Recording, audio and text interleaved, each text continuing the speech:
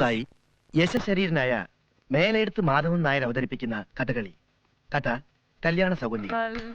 അച്ഛന്റെ പേരല്ലേ പറഞ്ഞത്? അതെ, നിന്റെ അച്ഛൻ അവതരിപ്പിച്ച കഥകളി.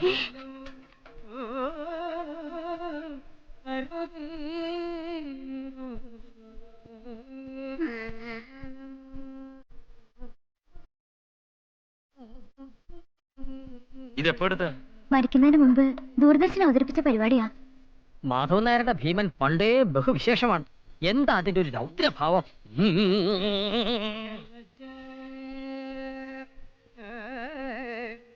ആ, ഇതാണ് ഉണ്ണിമായയുടെ അച്ഛന്റെ അരുമ ശിഷ്യൻ മൊല്ലാക്ക.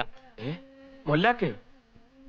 ഇയാളോ? ആ അതേന്ന്, ഒരു ജോനോ ചെറുക്കനാ. ഒരു അന്യ മതസ്ഥന്റെ കഥകളിയിൽ എടുത്തതിന് ആളുകൾ ഒരുപാട് ആശാൻ അധിക്ഷേപിച്ചിട്ടുണ്ട്.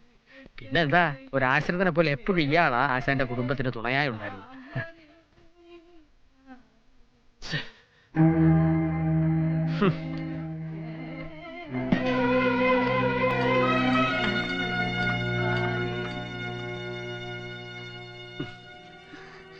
വാസോട്ടൻ എന്താ ഊണ് പകുതിയാക്കിട്ട് പോന്നത്? നന്നായിട്ട് നിറഞ്ഞു വയറ്.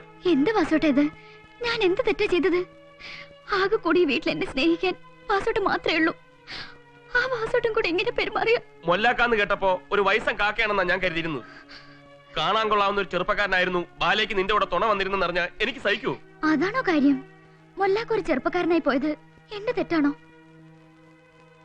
അച്ഛൻ കിടപ്പിലായപ്പോ സഹായത്തിനുണ്ടായിരുന്നത് ആമിനുമ്മയും അവരുടെ മകൻ മൊല്ലാക്കിയുമായിരുന്നു. അയാൾക്ക് ഞാനും ശ്രീകുട്ടിയും സ്വന്തം പെങ്ങന്മാരെ പോലെയാ. സത്യവും ഞാൻ പറഞ്ഞത്. എന്ത് ഞാൻ സഹിക്കും. പക്ഷെ വാസുവേട്ടൻ എന്നെ സംശയിച്ച എനിക്ക് താങ്ങാനാവില്ല. ആര് പറഞ്ഞു നിന്നെ സംശയിച്ചെന്ന്? ഞാൻ ചുമ്മാ ചോദിച്ചെന്നല്ലേ ഉള്ളൂ. വാ, എഴുന്നേറ്റേ, വല്ലാത്ത വിശപ്പ്. വാ, നമുക്ക് എന്തെങ്കിലും കഴിക്കാം. വാ.